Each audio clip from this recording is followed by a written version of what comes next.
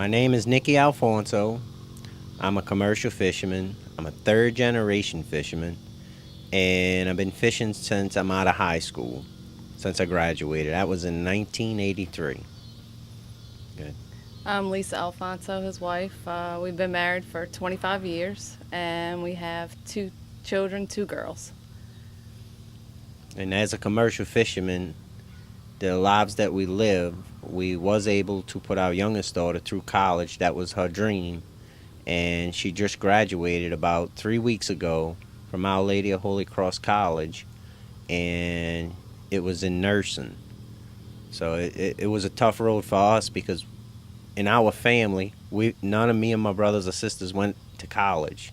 So it was a new thing. And we proud of what we done to put her through school. Well, I'm a commercial fisherman. My boat is docked in Delacroix Island, which we own land down there. My biggest income in the commercial fishing is shrimping. I shrimp and I crab and I drudge oysters. But our biggest income on my part is shrimping. This past winter was the coldest winter we had since 1983. So whenever you get a winter like that, it sets everything back. All of the seafood, the growth of the seafood.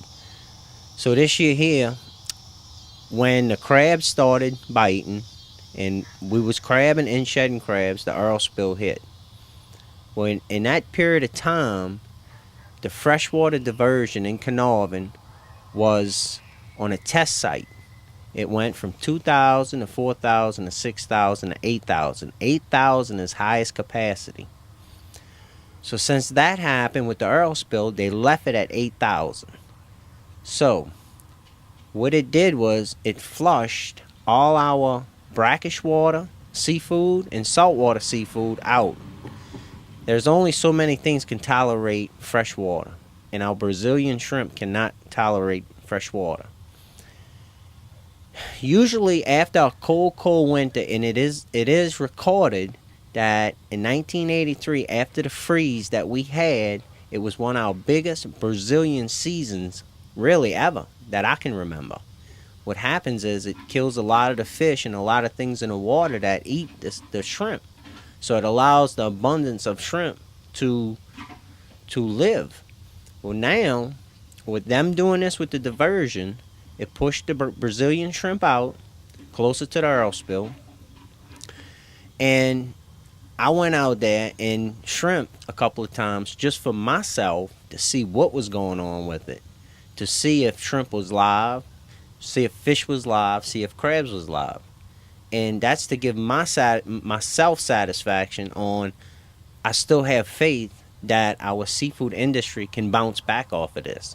And I do have faith of it. My biggest thing is the shrimp stayed at 123 to the pound. So anytime you have over 100 count shrimp, it's not profitable. And it's caused from the freshwater diversion because of them pushing the shrimp out and the water being cold. The river water is very cold, just about all year. So in my opinion, that's what happened. Now, will it hurt our white shrimp season? Because you got to remember, when the oil spill hit, our big white shrimp, the layers, was in laying their eggs. So now the big thing is, what's going to happen with our white shrimp? Are we going to have a season? Are we going to have even if there was to open it, are we going to have a season that the factories are going to open back up? All the factories are going to open back up. That's my biggest concern as a commercial fisherman. I know our seafood industry can bounce back, but are our factories going to open back up in seafood markets? It's stressful. Fishermen are hard workers.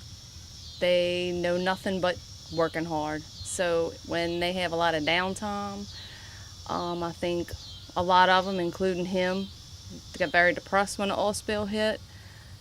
You know, they had no income. Then they were put on rotations. They were only working 4 days at a time, which was like every 20 some odd days. That's too much downtime, I think, for a fisherman, too much time to think and wonder what's going to happen to their future. If everyone's livelihood is affected by this, thank God I have a job. There's a lot of commercial fishermen whose wives don't work. And if you didn't have any money put away in the bank for rough times, then you're really feeling it. And I just hope that they can get everything cleaned up. If they can keep it stopped like it is now and they can clean it up, then maybe we'll have a future. If they can't get this all cleaned up, I don't know what the fishermen are going to do. Your bills are, and your way of living is adjusted by the income that you're used to having. And to go from a certain income to nothing is a big deal.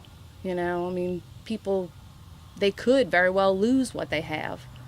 So hopefully BP will be around and they'll work them and at least give them some kind of income. And hopefully when they can get all this oil spill cleaned up and the seafood will come back and things will go back to normal.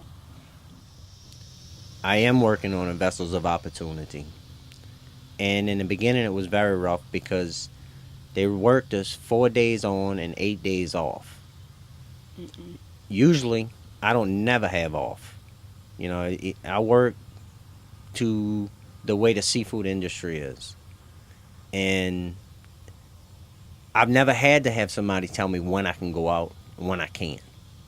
So it put me in a bad position because if I don't accomplish something in a day, I'm mad.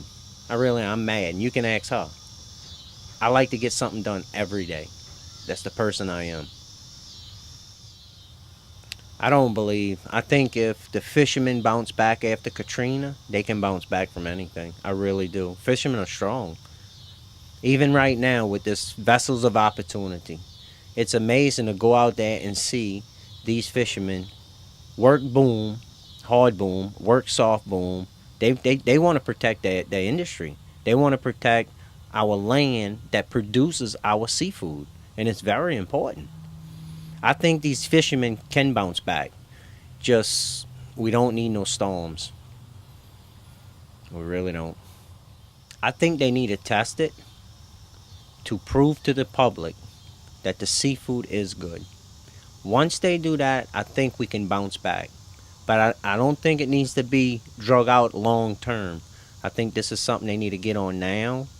Get this ball moving the way we can go back to work. We made it through Katrina, we'll make it through this.